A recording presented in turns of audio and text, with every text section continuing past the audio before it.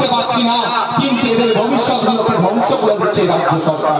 তাই বলবো আওয়াজ করুন, 500,000 করে হবে।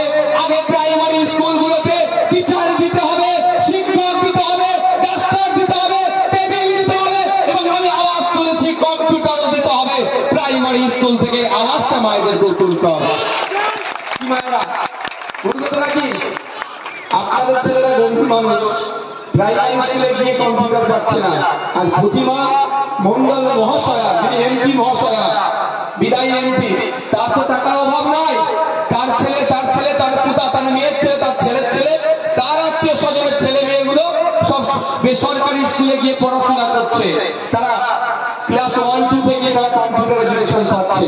আমি আপনাদের জন্য বিধানসভায় আওয়াজ তুলেছিলাম যে সরকারকে দায়িত্ব নিতে হবে প্রতিটা প্রাইমারি স্কুলে, যেমন বিভিন্ন বিশ্বের উন্নত মানের দেশগুলো আছে